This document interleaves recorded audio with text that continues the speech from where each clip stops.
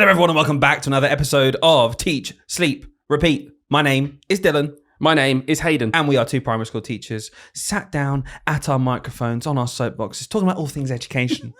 Wow. New listeners, Hayden, you just never know. Yeah. You might need to confirm who we are because last week we kind of went straight into talking about kebabs. And I can imagine someone being like, is it the teacher podcast? It's funny actually because we did that and then we had one of the best sort of weeks we've ever had of listeners. So, well, I don't know. I think that was a number of reasons that went into that. Maybe more than the content I don't of know. you. I think it's the kebab. Okay, yeah. The kebab review. All right then. So talking of kebabs, Yep. what is your favourite ever kebab filling? Please, we're not going into this No. again. If you want to know more about Hayden's kebab choices, go back to next week. But we are here. We are going to reflect on our week. And then we have got so many incredible topics that we're talking about today. We had questions come in from all of you listeners. So if you didn't get a chance to give us one, listen to today's episode. And then if anything jumps out, send us our way because we're going to be doing some more of this in the future. We've got SEN questions, inclusion. We've got questions about SLT, questions about ECTs, how to support them. I could go on and on. We even have a question in there about mini eggs somewhere. Oh, I know that sounds good. There's so many amazing topics we're going to talk about. I can't wait to get our teeth into that. But first, Hayden, let's reflect on our week. Yeah. How's it been? We've had another week in a primary school. And I kind of wanted to just frame this a bit first. Something really positive. Oh. Yeah, I know. I'm going to ask you how your week's been, but it's that time of year, isn't it? I spoke about it before where I feel you really start to hit the ground running with your children. You're in those routines and actually they've learned a lot with you and you're really building on that now, filling in gaps and just kind of polishing off their knowledge. And I just, every time this year, I just think the kids are amazing. Yeah, it's a good time to reflect. And you know what? On top of that, sun's coming out. Yeah. Seriously, it makes a difference. Yeah. It makes you realize, I don't know, it makes me appreciate the positives a bit more because I just feel a bit more happy in general. I don't know. What about the children in general though? Because I got to say, like, you know, we sit here and we talk about the issues and stuff and some people take umbrage of that online. Like, you shouldn't be talking about... Well, we're going to, so just get used to it. But I do think there is room though, still to kind of get the point across how much we do love this job. I love teaching so much, and it is down to working with amazing kids, and they work so hard, like genuinely, and I really, really enjoy helping them out. And it feels like it culminates now. It really does come into fruition where I'm like, I just sit back sometimes and look at my class working. I'm just like, you're so good. Yeah. So you're grateful. That's what you're being right now, isn't it? We're being grateful. Yeah. Do you know what? Let's be positive then. I'm grateful as well. Do you know what? I work in year 6 and I feel like the kids are just like a little bit more mature compared to even just in year 4. And I noticed the other day that when I was standing at the end of the day, like dismissing the children, some kids from the other classes, when they were leaving as well, it's such a small thing. You might even think it's silly, but they just took the 5 seconds to come over to me and be like, see you later, Mr. Stevens. Yeah. I'm not even in my class. Like, if it's your class you're dismissing, then fair enough. Yeah. But it's like, I just have such a nice relationship with some of these kids. And I'm like, you take it for granted, don't you? Yeah, because sure. we get so bogged down with, but I've got to go and do all the planning. I've got to go and do this thing. I've got to go mark your books. And I'm thinking about the next thing. That sometimes it is just nice to think, do you know what? In that snapshot right there, I was standing in the sun. I'm going to keep mentioning that. I was standing there in the sun, 3:30 or whatever, dismissing kids who were grateful for being there that day. We had fun in our lessons. They learned things. They like me as a human being. I like them as a human being. And they said, goodbye, Mr. Stevens. And one of them even said, have a nice evening. Yeah. How nice is that? Yeah, I know. Like, what a lovely, lovely job. Every single day we did a register, obviously. But, you know, register, I find a time where we can have a little fun, have a little game or something. We do something called Register Record, which I put on our Instagram this week. I've mentioned it before. It's just how quick we can do the register. And when I put it online, other teachers were like, we do that in our school. I was like, oh, it's so cool. We're all racing each other to the register quickly. But the point I'm making here is there are a few children every single day that when they do the register, they'll say something like, you know, it's like good morning or here. It's little things like they'll go, great morning, hope you have a great day. Oh, that's nice. And then they'll say like what they are having packed lunch or school dinner or something. Yeah. But they mean it. They're just wishing you a good morning. And there's certain children.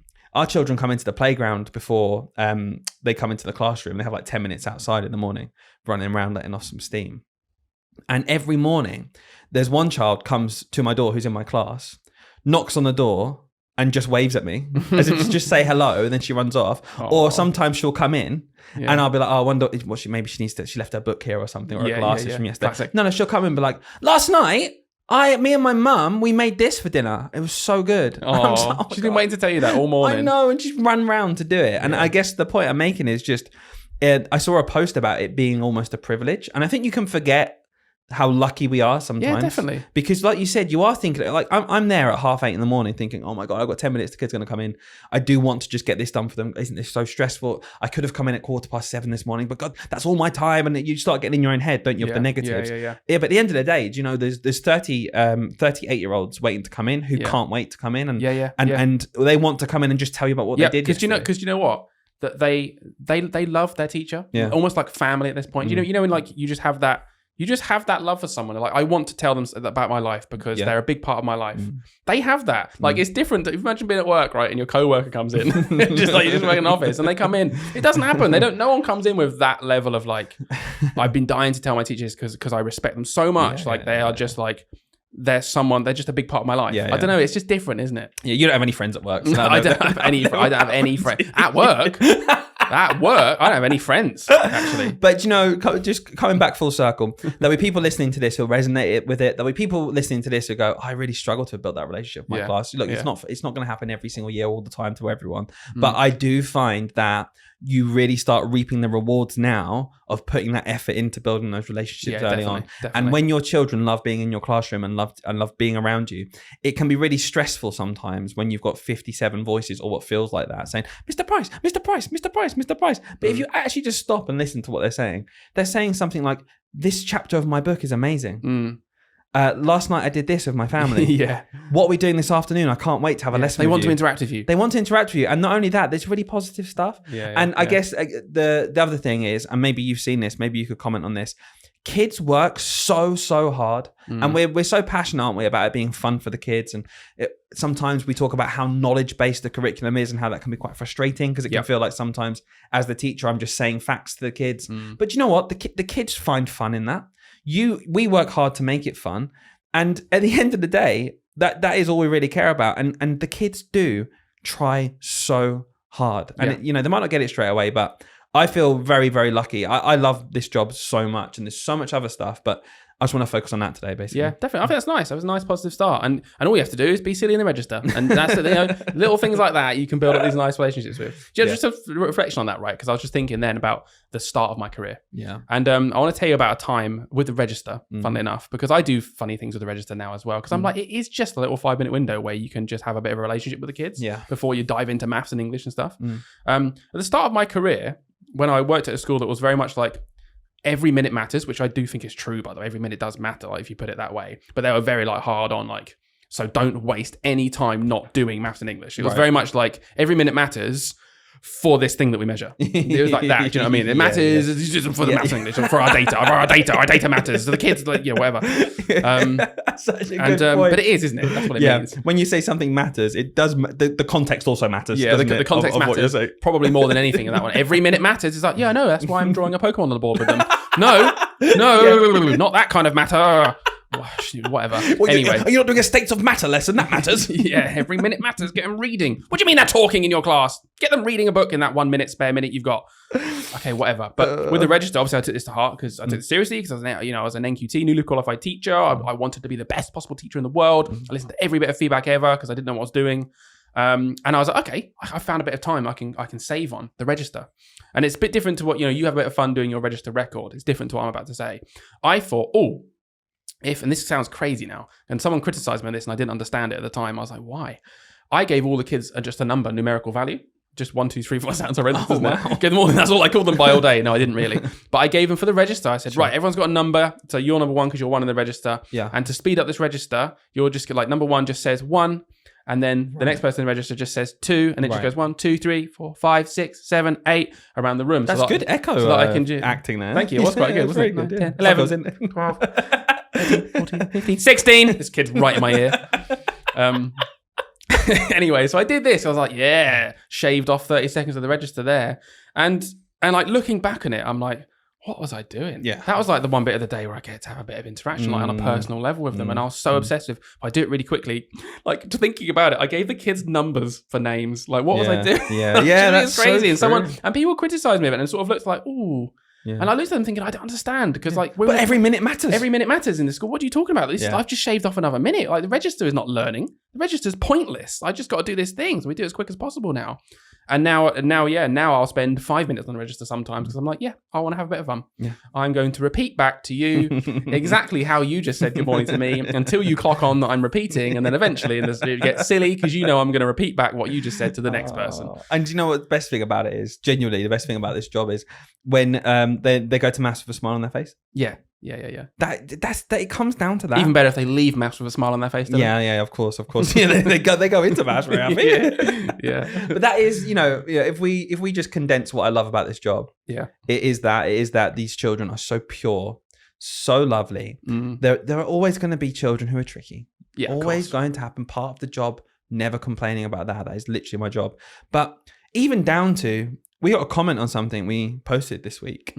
And it was one of those classic things we've spoken about before, where we post a reel and for whatever reason, we'll post something. And if it feels negative or feels like we're highlighting a problem, is what I prefer to call it, that tends to do better. Because it just resonates with more people. People like controversial stuff. Yeah, and even controversial. I don't even like the word controversial. Sometimes you say we're controversial. I'm just like, but we're only controversial because people don't like hearing stuff. It's not even really controversial what we're saying. Because we were talking about how the SEM register is growing and growing, and it's quite sporadic. And what one school will class as someone being eligible to be in the SEM register might be different to another school, etc. Cool. But at the end of the day, all needs are the same. As a teacher, all I really care about is I've got children in front of me, and I want to meet their needs. Yeah. And for some children, that requires me to do different things than other children. And that's very normal because I treat them as individuals. And we were just doing a reel about that. And there were different ways that was taken. By the minority, some people took that as me complaining or me moaning about having to have children who have special educational needs in my class. It's like, you've completely missed the point. Do your job. How about you actually just do your job rather than moaning? Yeah, it sounds like they need support. I was like, that's my point. The only thing I went into teaching to do was to help kids. And I want to support them all, but the needs are growing. I wasn't just saying the SEM register is growing. I was saying the literal needs in my class are growing.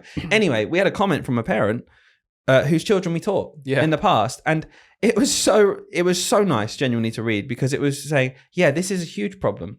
But can I just say, my children were in your class and in your class as well. We taught them both, and she said, you were amazing. And I never felt like their needs were better met. Yeah. And I was like, thank you. Because when we highlight problems, I wanted to make this really clear for people. When we're in front of the children, do you think we stand in front of the children and say, bloody hell, these needs are outrageous? Of course we don't. Are you insane? No. Oi, 16. Sit down. I can't meet your needs today. Your number is based on how many needs you have. No, of course not. All we care about as teachers is helping every single child in front of us. And it's just frustrating when we feel like there's no support in place. Well, there is support. There's not enough support for the growing need. It's outstripping. Yeah. So hearing that parent say that, it was almost vindicating. I felt it was really lovely, in all honesty. It is nice being complimented, because actually you don't get complimented much as a teacher. But I'm not even going to pretend that's just a teacher thing. In life, we highlight negative things, and we don't tend to give people good feedback. That's why I left that kebab place 2 reviews, because it's like, you know what, people don't do this, right? People don't imagine in a kebab podcast where they're like, we make such good kebabs, and people never ever just give us any comments. And they read out my comment on their podcast. It's really nice. We had someone called Hayden left us 2 reviews, all about the chili sauce. So we improved our chili sauce. But you don't know, do you? You don't often get, you get them sometimes, but I don't often get parents come up to me and be like, oh, thank you, my kid had a really good week this week. And again, I'm not bashing parents. We're not bashing parents. No, not at all. So I'm just saying, neutral. It's nice. It was just really nice to see that comment. It made me feel really good, because actually, obviously I know who the parent is. I can think of the children. It's like, do you know what? I did put a lot of time into those children, and I had a really nice relationship with their children. And you do it all again. I do it all again, and I'm so glad that it worked, and that it was a positive impact, and the parents saw that it was positive. That made me feel so good that I was doing my job properly. Instead of some random person on the internet getting offended from someone else's behalf when they're not even annoyed. Saying, oh, imagine being a kid in your class. Yeah, imagine. It'd be great. Yeah. It'd be fantastic. And here's the proof, because the kids in my class enjoy being in school. Yeah. But anyway, now we've had a bit of a general reflection. Was there anything from your week you want to talk about? Again, I think this is what stemmed my thought here, because I thought, well, it's just another normal week. Yeah. And when you have a normal, in inverted commas, week, it usually means things are quite well oiled and going quite well. And that's what it made me think of. There's one thing that I've just, at this point of the year, always realized as well, is that no matter what kind of outlook you have at the start of every year, that you're going to smash it this year with your seating plan. Oh, I'm going to get it right this year. No, it never happens. You can never, ever, ever get a seating plan right? Yeah. Whether that's how you set up the tables or who you move. Yeah. No matter what you do, you can sit there and spend an hour coming up with the best seating plan ever. You're like, I think this is really going to work. Yeah. And then you tell them where to sit, and immediately you're like, that's not going to work. Yeah, You just see it. Yeah. You see maybe two people are much closer than you thought. Yeah, because on paper you're like, well, they're not next to this person physically. Then you realize that in real life, in space, the chairs backing onto each other is even worse than them being on the same table. Yeah, because then they turn around and they're just right there. So what I want to know, because I feel like every teacher has developed their own way of doing seating plans, right? Like I personally change mine every term. Yeah. And I tell the kids at the start of the year, you have a seating plan. I'll change it every term. I'll always change it to be what I think is best for your learning, optimal for your learning. I'm never doing it on purpose to sit next to your mates. So get over that straight away. Yeah. And I literally just do that. I stick to that. I change it once per term. Like, what do you do? I do the same thing in terms of it's a baseline. The kids know it changes every term to the point where we get to the last week of term and they'll say, are we changing seats soon? Yeah. Or it'll be the first week in term and they'll say, are we changing seats? Like whenever we happen to do it. And obviously you would have forgotten. Of course. I'm like, of course we are. I've got the plan. I'm just going to go and check it. I need to write it. But yeah, we do that as a base every term. But I say to the kids, I say something slightly different in terms of, I just simply say to them, we will change seats every term, but I reserve the right to change your seat at any point individually. Sure. So I'll say to them, look, this is where we sit now, and I don't want anyone to complain about it initially. And I don't want you to you might have a preference. Yeah. But again, we need to learn sometimes. I say this to the kids. We need to learn sometimes that our preference isn't always what we get. Yeah. So we're going to sit here because I've chosen this for that reason. And it doesn't always stop that. People still come up and say, oh, can I just sit there? And I'm like, no, because that's not really a reason. But then always, and I say I reserve the right to move you because I will do this seating plan and I will immediately be like, I need to move 4 people. So I'll be like, okay, I'm going to move a few people. And I don't know about you. I don't know if any other teachers do this. Sometimes there's just one pair I want to swap, right? Just one pair that really stand out. And I'm just like, oh, I don't need to do this. But I really don't want to single out that pair and be like, so everyone stop. You two. You swap, please. So what I do instead is I'm like, before I do that, I'll decide on 3 other pairs that will also swap. Not because they're bad. And I'll say, guys, just doing a few swaps here. Don't need to read anything into this, but I need to just swap you around a bit. So you swap with you swap with you. And very obviously this pair, I have no problems at all. You swap as well. So that the group don't then think, oh, it's that person because of that. So no, I want to do this surreptitiously. Even though they blatantly will. You know they'll work it out. I know they would. That's so funny. But in my head, I'm just like, oh, I don't actually want to single any children out. Yeah, of course. The great debate here really is rows or tables. We've had this before, haven't we? We did a this or that. I genuinely change throughout the year. Yeah, same. Everything. So I'll have sometimes all groups. I will have sometimes all rows. And most of the year I have some rows and some groups. Yeah. Can I tell you something funny that happened 2 weeks ago? So we've been rows all year this year. It's just been working like with a sort of a column down the middle where I can walk down and literally just 2 sets of 2 tables and 4 rows. 1, 2, 3, 4 sit there in a row. 3, 4, 5, 6. Your name is based on the number in which you are sat on. Please check under your chair for your number. It's in numerical order from the left to right, back to the front to back to the room. Anyway, I'm Mr. 74. Mr. 74. Next year I'll be Mr. 75. You can work out how that number goes up. And so we've been rows all year, and I had to move it around. We were doing cooking. Right. So we're doing which is another whole conversation I'm not going to go into right now. Can't cook in rows. Oh my God. Can't cook in rows, lads. And so we put it into tables of like just little table groups of 4. And I was like, okay, that's cool. And at the end of the day, I was like, oh, that was kind of cool. Like, let's mix it up a little bit. I'm going to leave it as table. I said to the kids, you know what? They're like, whoa. I was like, leave it. Stay there. Stay there. Let's try tables. Put your resources in the middle. Let's just be tables. That was on a Tuesday. Tried it the next day. I was like, yeah, okay, give it a go. And then obviously, when we're part-time, we have a job share, right? Yeah. job share came in. I came back in on the Monday morning the next week, all back to rows again. And messaged me like, that did not work whatsoever. I've put it back. Well, they were facing each other. We're almost setting them up to fail. No. I was like, yeah, fair enough. I had a child in my class who is a sibling of a child I previously taught. Yeah. And when they found out they were going to be in my classroom, obviously they spoke to their sibling just to get some details about what was going on. Right. A couple of things were mentioned. One was that this classroom has a ghost because the door always opens itself. Right. So my joke is always when the door opens itself, I'll go, come in. And they're like, what? I'm like, oh, it's just the ghost of 4PE. You're terrifying children. No, they know it's fine. Yeah. If they're scared, I'm like, yeah, well, just keep me scared. It's just wind. It's just wind. It's just wind. But yeah, so that's the joke. And they're like, what is that? I'm like, yeah, look. And then sometimes it closes itself just where the wind comes in and they can't believe it. It's like the best thing ever. Yeah. And then there's like a free chair and I'm like, right, just go and sit over there. Just pretend to go so much commitment. And so that was like a whole running joke. And I love the fact that a sibling then told their younger sibling, there's a ghost That's in that the most important thing about you. Yeah. And the other thing they told that child was, their sibling, was that Mr. Price always changes the seats and the tables. Because my job share again does this to me. She'll message me being like, oh, we're going back to Rose, are we? Yeah. Like, yeah, it looks that way. You changed it. Because honestly, it'll be like between maths and English. And I don't know about anyone else. I just get to the point where I'm like, I need to change this now. I need to change this right now. Right this very second, I need to change this. Yeah. So it'll be break time. And the kids will come and be like, where's my tray? And I'll be like, don't know, find it. Classic type B teacher coming through right here. Last minute changes. I'm being exposed on the spot. Yeah. But it's all because of something that happened. I'm just reacting to it. Actually, teacher standard 4, adaptive teaching, I think. You're adapting on the moment. Yeah. Absolutely. Well, we've got a lot of questions. We have got a lot of amazing questions. I can't wait to sink our teeth into this. Do you want to explain to the listeners and viewers what we've done here? Because we prepared something. Yeah, we are looking at something, aren't we? It's almost like a game of Guess Who in front of us. You know, you have something flipped over. But what we've done is we've printed off all of the questions that we were given on Instagram. We've put them in a pile in front of us, spread out, face down, and we're going to pick random questions. We won't be able to get through them all. Yeah. But we have seen every question we put in front of us, and they are all worth answering. Yeah. So we're going to do as many as we can, and we're going to get ourselves into some really interesting conversations. Yeah, brilliant. Let's do it. Right, Hayden, crack on. You're going to pick the first one. Okay. Let's go. Okay, here we go. This one is from Felicity, who has said, what's your view on striking? It's not, I'm laughing because it's our first episode. It's not an easy choice to lose pay, especially on a 0.6 contract. Yep. Okay. Well, okay. Let me be civil with my answers here to start with. The point of striking is it makes a huge point. It's a big personal sacrifice. I understand that. We literally went on strike. Yep. We struck. We struck. We were strucking. Struck us, wasn't it? We struck us. And we lost a lot of money because of it. And it made a point.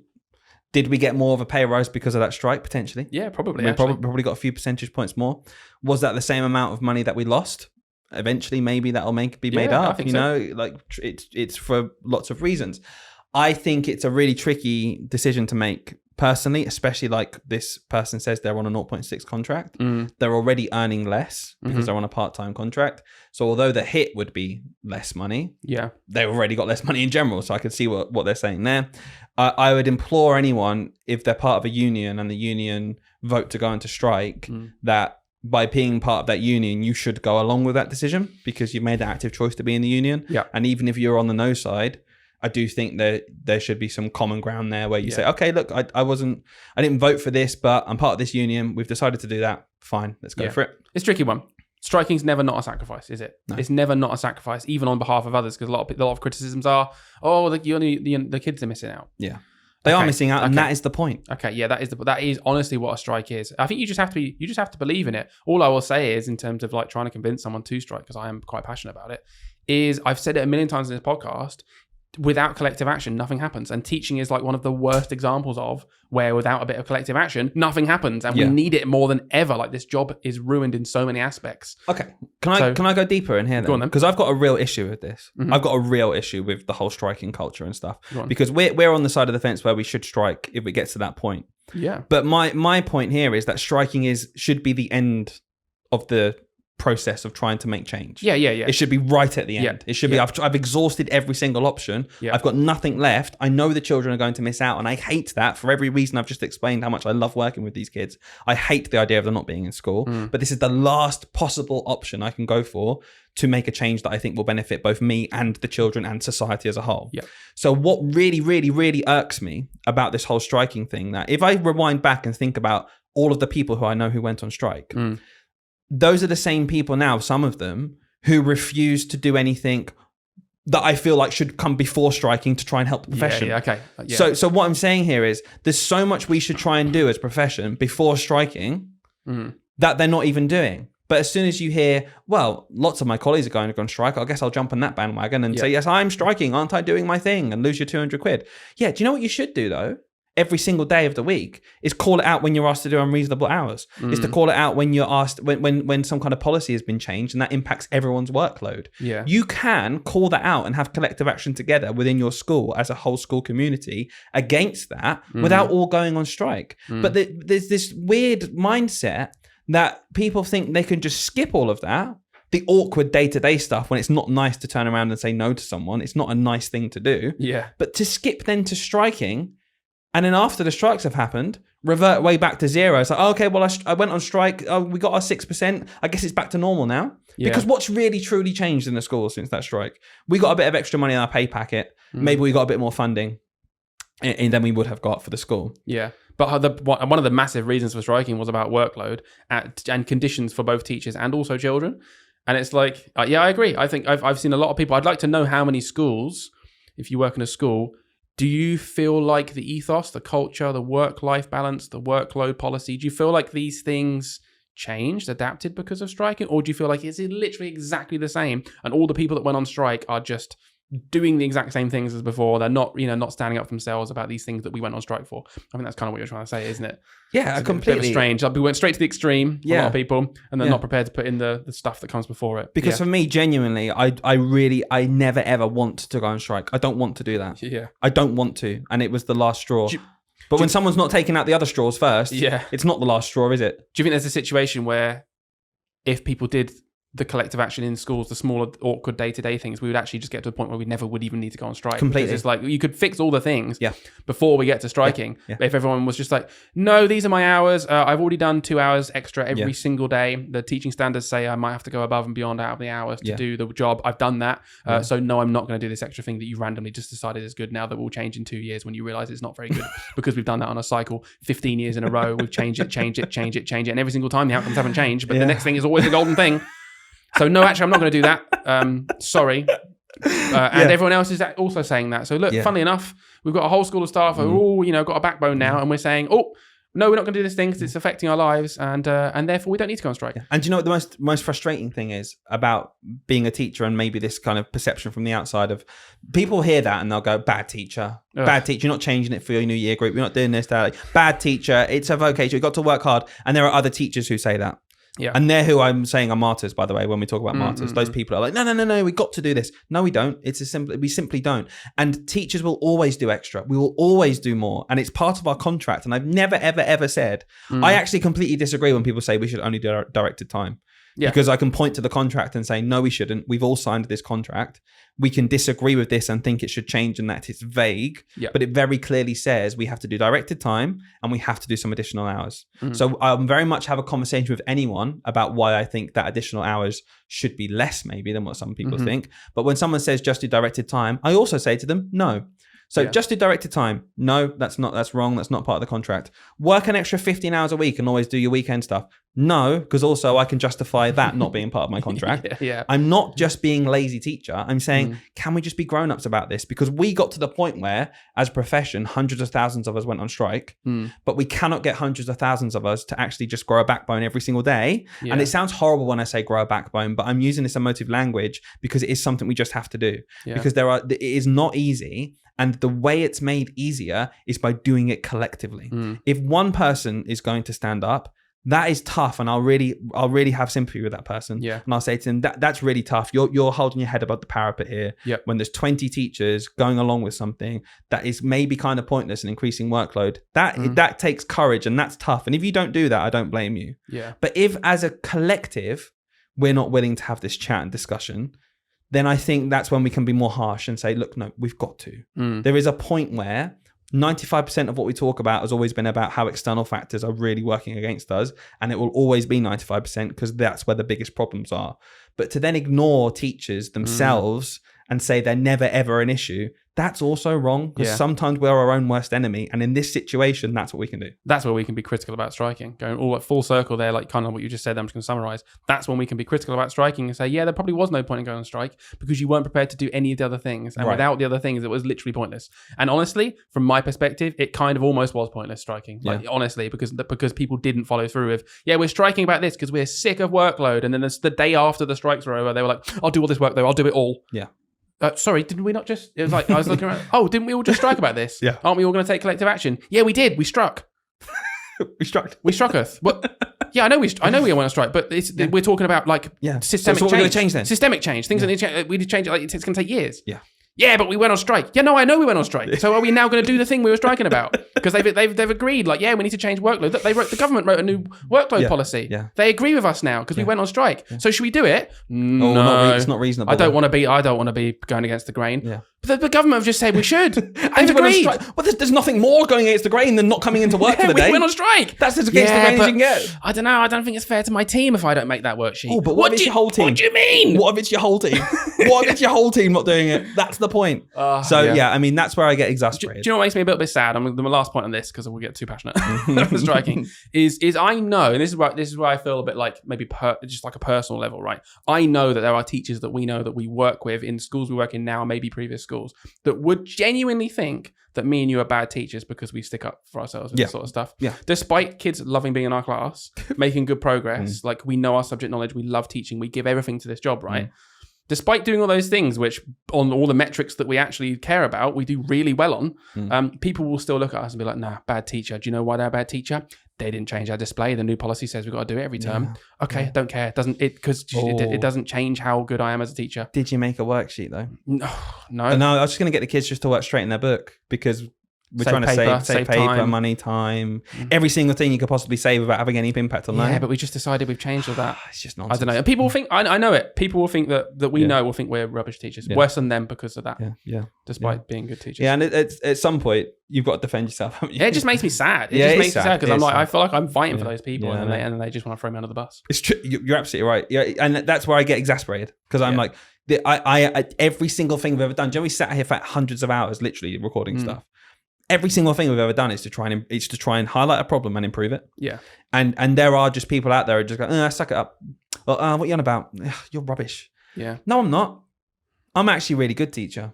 And I think more teachers out there should say that about themselves. You're a really good teacher. You're really good, and you're not defined by how much work you do at the weekend, taking hours away from my son. Yeah, I'm not defined as a teacher by that. And get in the bin. If you think that's a problem, you're the problem. Do you know, the easiest way to do it, a good little thought experiment, right? Is just imagine to yourself, because you know that teaching is completely unregulated. Every school is so different, vastly different. There's schools out there that don't have that policy that you don't like doing, by the way. They don't even have it in their school, and they're good teachers as well. Yep. So you're not defined by the policies that your school makes up. Nope. Particularly when they're just random policies that other schools aren't even doing anyway. Right. So I wonder what your views on striking are. Yeah. So yeah, that's a great first question. Yeah, crikey, that got us going, didn't it? Right, am I going to pick one? Yeah, go on then. Let's do it. Tips for trainees on managing assignments and workload at placements. Oh, that's a good question because specifically trainees, because a bit of context then, Hayden, before you answer this. As a trainee, when I was doing my PGC, etc., you were in placement full time. Yeah. And then at the end of a term, it would be like, oh, you got a 4,000 word essay to do. Yeah. So any tips for people trying to manage that? And thinking, I haven't thought about it for a long time. Yeah. This is like really pulling me back. That was a rough year. Like we did the PGCE, so it's a little bit different to the BA, the 3-year. I can't speak for the BA 3 years because I just don't know. I imagine it's similar though, with like having lots of placement work to do and essays and things. But in our year PGCE, I don't think I could do it now. If I actually think about it, it was the worst year of workload of my whole career. Of workload. But yeah, because it was literally, you're the newest ever. So like everything takes you longer because it's all brand new. You're processing so much more. It's like learning to drive a car. It's like you're really thinking about the fact that you've got to move the gear stick. You're really thinking about the fact that you've got to push the brake. Whereas now you don't think about these things, do you? I remember being in PGCE and the person I was training with, we've worked with for a long time. We know her really well. She works for us now with our tutoring and stuff. I remember being asked to do some trimming, right? To just trim some paper. Right. Took me about 10 minutes to trim one set of worksheets because I was doing it so slowly, lining up perfectly, doing it really slowly. Oh, not quite working there. It takes me 10 seconds now. So that's just an example of what you're saying. I remember really caring in my first year of teaching about when I trimmed it, that it went exactly to the line. You know, like you put a block box around something, that there was no sort of white after the line. And I remember some teachers wouldn't do that. It was always the older teachers, in all honesty, that they just trim. If there was a couple of millimeters of white around the box that I'd made for the thing, I'd be like, oh my God, what's wrong with these guys? And now I almost never, I just go trim it because it literally doesn't matter. So in terms of workload, you thought it was really tough because I'm reflecting on my PGCE. My PGCE was genuinely one of my favorite years ever in terms of, the workload was intense, but I was younger. I had time to do it. Yeah. And it was like, had less of an impact, that amount of workload on my life than what it would have now as a family, you know, a young family. Yeah. But I agree with what you're saying in terms of it was very tricky to get all the work done. Yeah. But I loved it because I loved the buzz of teaching and learning something new. Cool. So, but tips though on managing what are your tips on managing it? Well, a few little things really is like, don't take your time for granted. Sure. So as a trainee, you do get lots of time built in to do like reflective tasks. I remember I'd always just be like, that's free time to me. Maybe I'm going to go have extra lunch. Yeah. Like you'd get built-in time for reflective time, built-in time to go and have like time to talk to certain people around the school or whatever. Honestly, use it really wisely. Use it. And sometimes I even got built-in time to like do part of my essays. If I had to do research at school, I had research block built in. Yeah. To like go and do the research. And I used maybe half of it. Other times I'd mess around. Or I'd be like, but I just want to go and I want to go and play football on the field with the kids and try and make a bond with them. Lovely. But then at night time I was having to write that essay. But I think you could just you can definitely use the time that you're given quite wisely. Still do all that stuff you're saying. Yeah. But when it comes to assignments, right, there's a build up. It's not the whole way through that you've got to get this assignment done. So, you know, towards the end, towards when that assignment needs doing, you're absolutely right. Just build in that time. Because at the end of the day, as a PGC student, you're spending a lot of time in the classroom.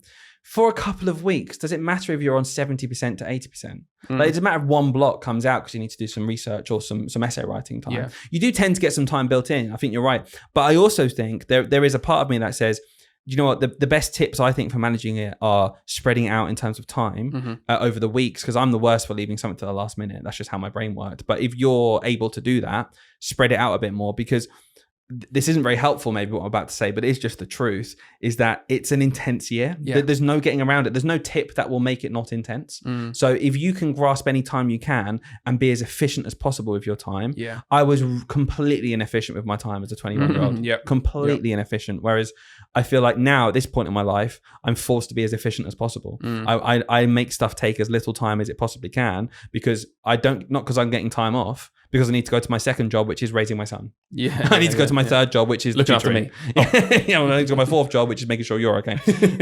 But yeah, I don't know. In terms of tips. Yeah, it's a tricky one. It's just a tough year. I mean, even just like, this maybe isn't exactly what you're after, but also block out some time for you. Yeah. You will perform better and do things more efficiently if you've had a break. Yeah. Honestly, like it's so easy to burn out in that year. I remember I played football every single weekend of my PGC year for a team, 11 aside.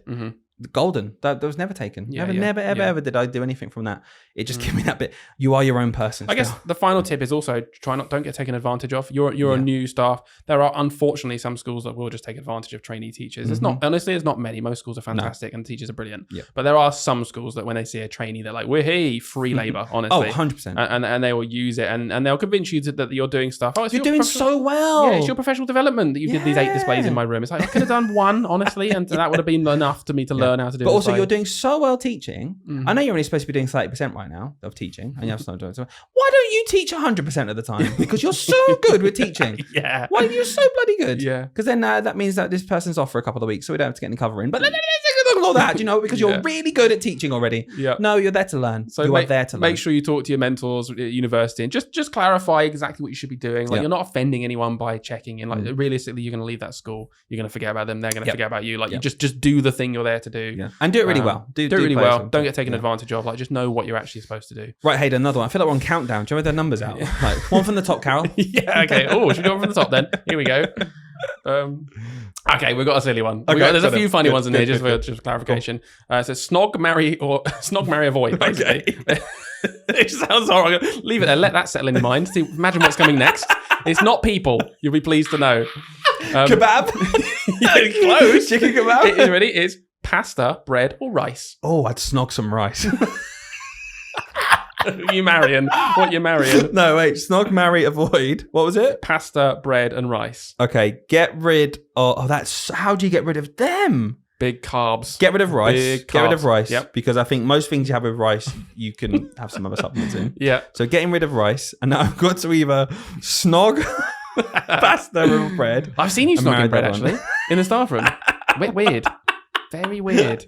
I guess what this means is, in terms of food, snog is what would you have as like a best meal you could possibly have, and we're going to say marry is you can have it consistently for the rest of your life. So I would like to have bread consistently for the rest of my life. Yeah, you bread are northerner. just give me some buttered warm bread. and I am satiated. So I reckon I would marry bread. Oh, wow. I would snog pasta because it's delicious. You get a good, delicious pasta dish. And rice, I'm afraid, you can get in the bin. Wow. What about you? Fair enough. I think I would get rid of bread. What? Yeah. Really? You're insane. I love a baguette. You are insane. Listen. What do you think your kebab came in?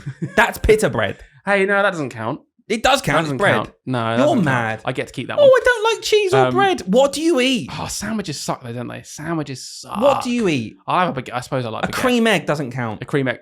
As carbs. You can't have No, it does. It's carbs. It's protein. Protein. Eggs are protein. I think I'd get rid of bread.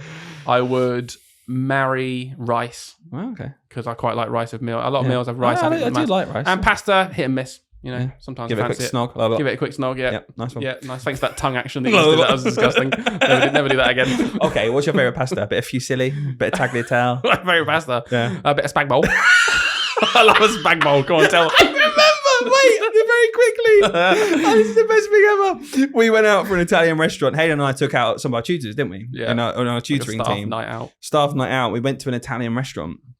Really nice Italian restaurant, by the way, like a nice Italian restaurant. I'm saying this because, you know, the wait staff were Italian. Like, it was very, very authentic. So we're going around and we're ordering what we wanted. And we're like, I'll have this the king prawn pasta dish, please. Yeah, cool. Oh yeah, I'll have a margarita, thank you. The 4 cheese, whatever. Oh yeah, lovely. And Hayden this whole time is like sweating, staring at the menu because I just know there's nothing here that he wants because you just said he's gonna throw away bread. So there's nothing here he wants. So you just see like beads of sweat come down, and it's all written in like Italian. So do you know when you don't know how to pronounce something, everyone gets that. Yeah. You were clearly just like, oh god, I don't know what to say. It got round to you, and you'd clearly like phased out of actually reading what was on there, and in your head you were just like, I can't see what I want, so I'm just going to ask. The most basic dish ever. You looked up at the waiter and went, do you have spag bol? And he went, sorry. And rather than me thinking, oh, I've just abbreviated this thing, I said it again. I went, spag bol? He looked at me and you were laughing at this point. Spaghetti bolognese. He's saying spaghetti bolognese. Can you have that really basic dish, please? You probably don't even serve at this posh Italian restaurant because it's so below you. He was just like, yeah, sure. We can just like, yeah, we'll do something with that. Yeah. No cheese though, please. Oh, he was looking at me like, get out of my restaurant. Does it come with garlic bread? Hold the bread. Yeah. Spag bowl, no bread, no cheese, no spag. Thank you. And the bolognese, can it just have tomato in it? You just want tomato soup. Oh, it's embarrassing. Anyway, thanks for that one. That was a funny one. No problem. Right, go on, pick another one. I'm going to pick another one. Here we go. How do you feel about schools where staff well-being is literally never thought about at all or taken seriously? I guess we've covered this a lot. We've covered it a lot, yeah. I'll skim over this one a bit, but obviously negatively. Like I think it's dreadful that schools don't do this, to the point where if I was running a school, I think it would be, quite honestly, up there in my top 3 priorities at all times. Can we just clarify then? Like, maybe we can just turn this a bit now, because we've talked about this a lot, and I agree with you completely. What do you even mean by well-being? Like, because well-being is so personal. What is good for someone's well-being will be very different for someone else's well-being. Like, genuinely, I know we always take the mick and say yoga classes, aren't they awful? For some people, that's actually a really good thing to offer them, and they would really appreciate doing that after school. You know, I'd much rather offer them, though, is just a work-life balance where they can go and do yoga if they want. Right, okay. That's better. Okay. That's why I joke about yoga things. I'm like, no, don't do forced well-being. Right. Just make it so that they can just go home earlier and do yoga if they want. Yeah, okay. For Christ's sake, and everyone can do the thing they like doing. So your push on well-being is very much allowing the people to decide what their well-being is. Yeah. Well-being. Schools that don't value well-being is basically saying SLT that do not care about their staff's workload. Right. Okay. That's the way I see it. Because well-being to me comes from workload. This is a job that is intrinsic with it's top-down pressure. It's top-down telling you what you need to deliver at all costs. Yep. And that can happen in schools. So I don't like schools that don't do that. I think there's a massive indicator of a really toxic school. Yeah. Because it means that the leaders probably don't have empathy. So therefore, there's probably loads of areas of the school that they won't remotely care about when you complain or have issues with. So they're probably not a nice place to work. But yeah, I think it's a huge indicator of a good school or not, whether they treat their staff well regarding well-being, to be honest with you. Brilliant. Yeah. Let's go on to the next one. Question. I completely agree. All right, let's do this one. Do you think SLT gets... Sorry, just based on what I just said. Do you think SLT get a lot of unfair criticism? Oh, definitely, off podcasts from people over there. I don't think we should be saying bad things about SLT. No, look, listen, we've actually spoken about this. Let's be really clear here. There are genuinely some unbelievably amazing, and I work with them now, some SLT that put in so many hours of work, have the best interests of the children at heart. I do think that they get some unfair criticism. Yeah. In terms of, I do think sometimes it can be interpreted, I'm thinking of what we say now, as generic SLT bashing. That I think that's fair. I think that's a fair criticism of sometimes what we do. I'd like to think that when we do it, we're explaining very specifically what we mean. Yeah. And the problem with when you say you're bashing SLT is, well, yeah, because by definition, they're the people in charge.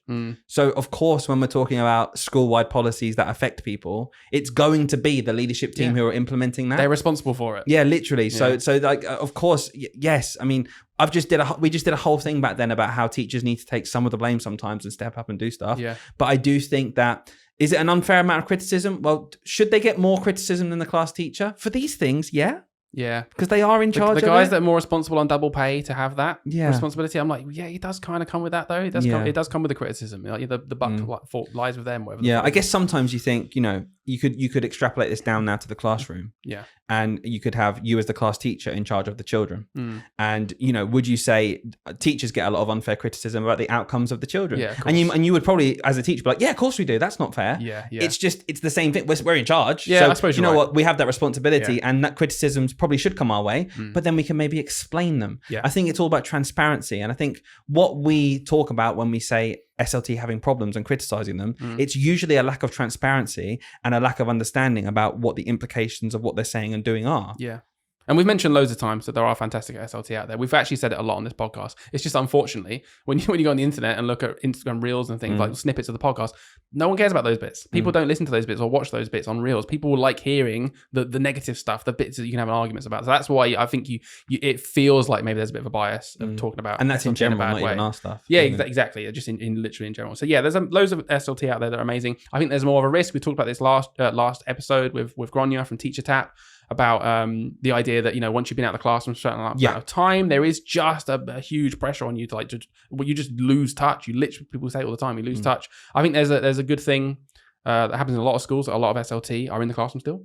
Yeah, I think there's a huge difference between SLT that are in the classroom and SLT that aren't in the classroom. There's loads of factors to this, but do they get unfair criticism sometimes? Yeah, sure. Yeah, definitely. So let's have a look at another one. Have you ever had imposter syndrome? If so, how do you overcome it? Yeah, all the time. I think most people do, really. Some people are pretending they don't, which is me. I pretend I don't a lot. Fake it till you make it. I fake it till I make it. I've done that with a lot of things. I know it's very corny advice, but I do generally find that if I just pretend to be confident about something, my confidence does flourish quite quickly from doing that. But do I have imposter syndrome? Absolutely. Do you have it now still?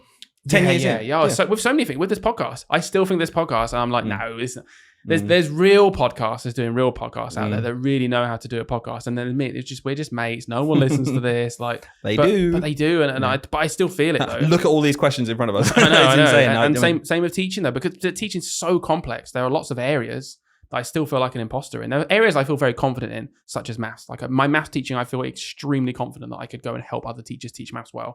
If you ask me to do the same with teaching writing, I think I'm probably better than I think I am at teaching writing now, but there's still a part of me that's like, no, you're not. Yeah, you have imposter syndrome. Because we'll talk to people like we have Jane Considine and Heather Wright on this podcast, and I look at them and I'm like, oh my god, they're like levels above me. Like, so who am I to pretend that I'm on their level of as a teacher?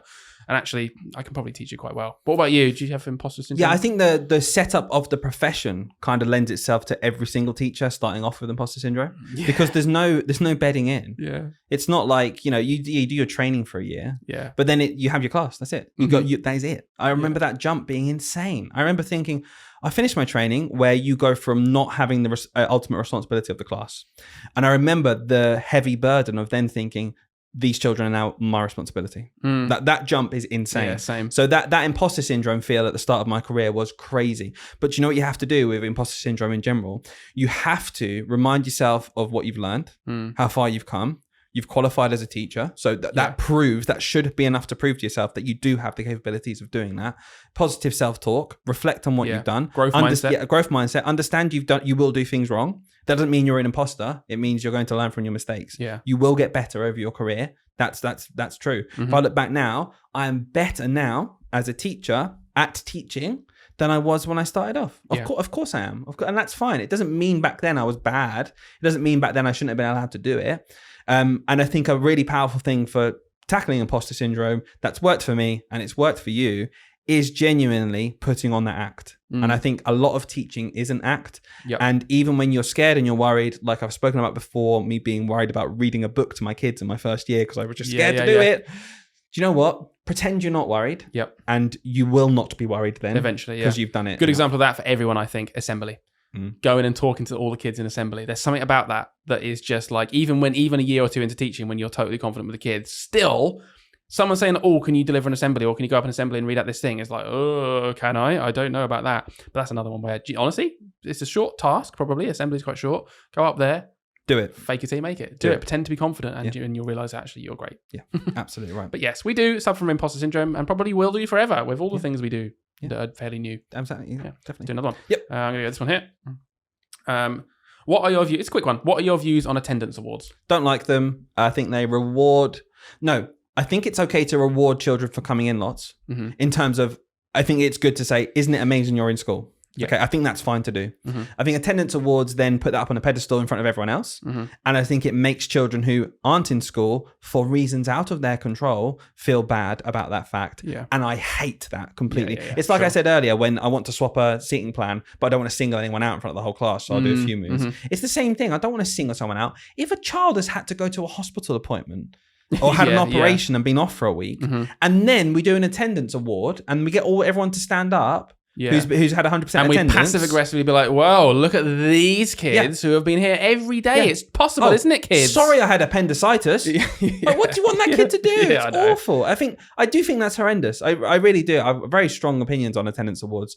I know why schools do it, because there's a lot of pressure from external sources and local authorities, or maybe even academy trusts to be like, we know the government are saying attendance is wrong, so we need to do everything we can. Do you know what? This isn't helping. That there is no child in this country who has woken up in the morning and has thought to themselves, wait a minute, if I don't go in today, I won't get that attendance award, and therefore come into school. That's never, ever, ever happened. That's never happened, and it never will happen, because 99% of the time, the reason they're not coming into school is not under their control. They're ill. That's not under their control. Their parents haven't got up out of bed in time. That's not under their control. Their family doesn't value education, the education system, for whatever reason, valid or not, whatever. That's not the kid's fault. What we're doing here is essentially we're shaming children for being ill. What kind of society is that? Fair enough. Well, luckily, you'll be pleased to know then obviously Ofsted have now made attendance one of the 9 key areas that they'll be... this is what people will do. They'll hear me say that, right? And they'll go, don't you think attendance is important? I'm just like, oh, yes, I do. I think there's 57 things we could do before we have a shiny award given out in the assembly for it, though. Let's actually address the problem rather than trying to ham up the good part of it, the people who do come in. They're already coming in. Giving them an award is not changing the kids who are and are not coming into school. It's just dressing up something to say we're doing something else. Do you know what we could do instead? We could have a really rigorous education scheme for parents on how it's important for the children to come in. We could try and prove it to them. We could get out and reach to these parents who had really bad experiences in school and feel like they got nothing out of the education system, and try and teach them why actually it's important for their child to do it for X, Y, Z. We could do all that thing, but that takes effort and that takes money. What we couldn't do instead is just say to the schools, have you been giving out an attendance award? You're really bad if you don't. Okay. It's not. Devil's advocate. What if you're wrong? What if I'm wrong? What do you mean wrong?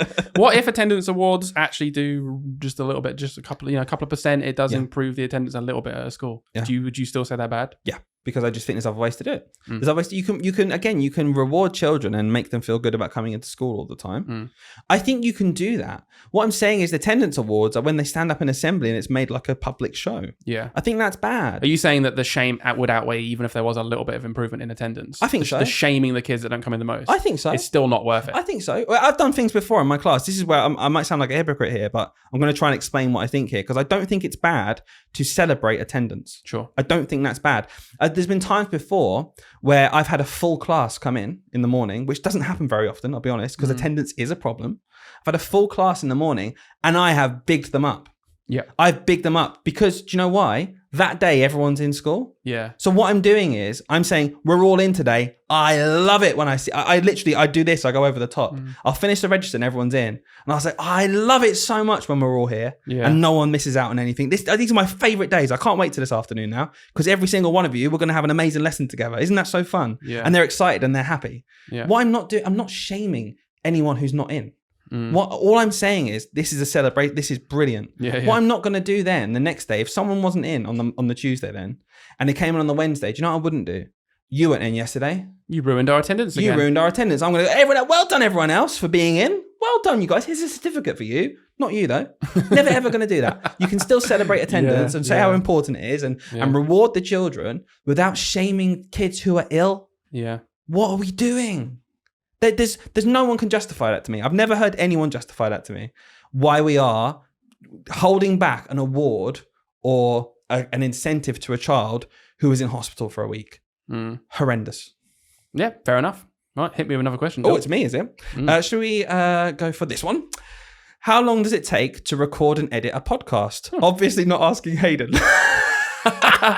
Wow. Because Hayden, if you didn't know, listeners, does nothing. I do absolutely nothing. Apart from actually edit. Go on then, Dylan. How about you answer this question then? How long does it take to record and edit a podcast? Well, now how long it takes to record. Yeah. The timer's going on right there. So quick insight here then, very quickly on the podcast.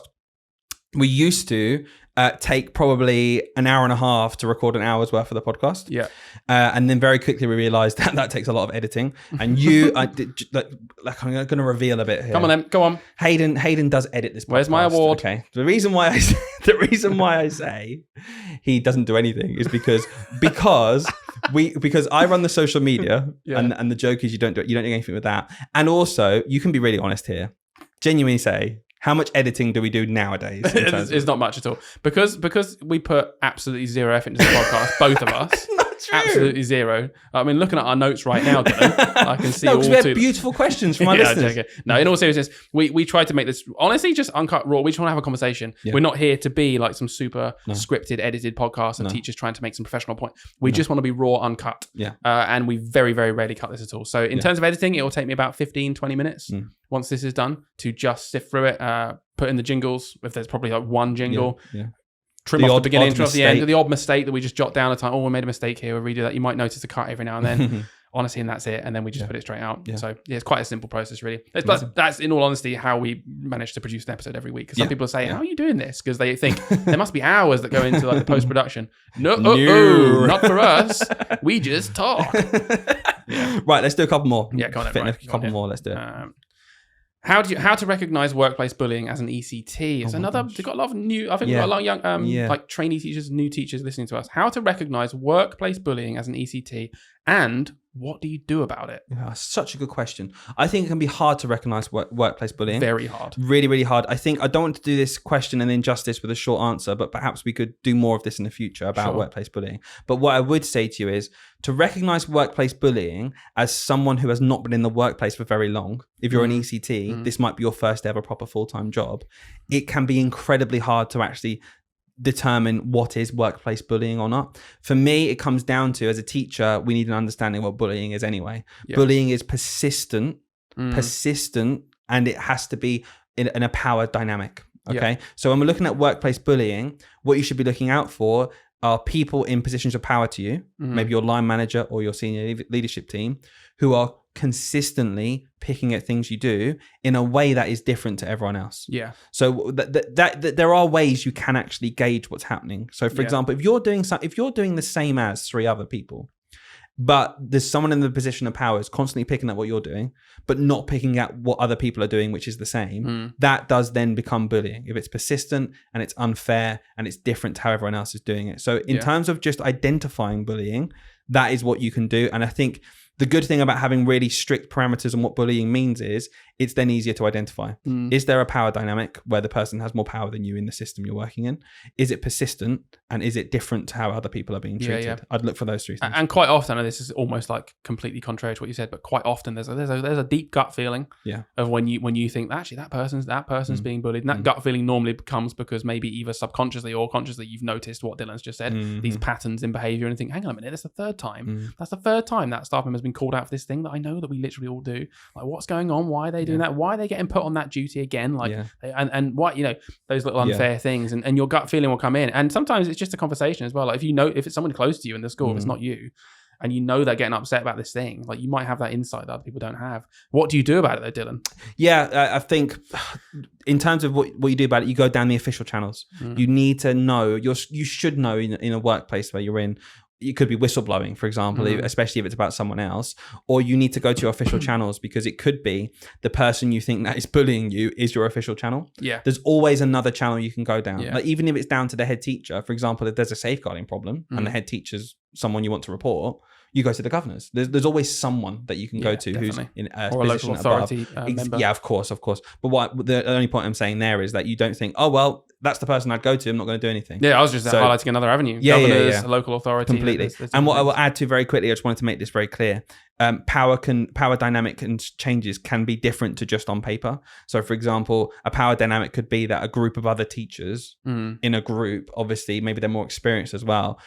That could be bullying too, because there's a power dynamic there. Yeah, absolutely. So just be aware of it. I think have a really clear understanding of what your school describes workplace bullying as. Yeah. Document it. Yeah, that's a good one. And then keep a record of it. So when you go to say this, you'll be nervous and scared. And what you don't want to be doing is just relying on your head to remember everything. Yeah, go with documentation, go with things written down, identify it, go through the right channels. If you do everything properly and things still aren't resolved, you either need to move on, or if you want justice, you need to go through to another level. Union, tribunal. There's all sorts of things where schools can be held accountable for workplace bullying. Don't just let it happen. Amazing. Don't be a bystander, be an upstander. That's you accept, absolutely right. Let's do one more. Go on then. Let's fit one more in. We're going to go for this one.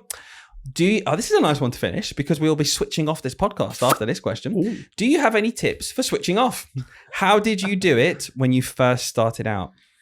Oh, I didn't. In all honesty, if I'm being honest with you, I'm not going to sit here on my high horse and be like, oh, I've always been great. And I did not switch off when I started this job. Was that to your detriment or to your benefit, or how do you feel looking back? Oh God, that's so tricky. I think at the time, because it was almost like my hobby as well. You didn't want to switch off. I love teaching. I loved it so much that I was like obsessed with the idea of like creating a good lesson was like playing a game. I was like, oh, I want to make a really good lesson just because I want to for tomorrow. So at the start, I'd say I didn't switch off, but I think that the environment is really important there. I was able to not switch off because all of my needs were being met. Honestly, like someone else, I was living in my home with my mum. My mum's amazing. Like I had one of those, I had a lot of friends at different childhoods. She'd still do your ironing for you. She would come around and do it right now. Do you know what I mean? She's one of those kind of mums. Like if I said, oh, mum, I need help cleaning, she'd be like, oh, cool, I'll be there in a minute. I'll come. She's one of those mums. We're very privileged to have that position. Super privileged, and I learned that growing up when I realized that most people didn't actually have this relationship where their mum would just do everything for them. So I was very mummied.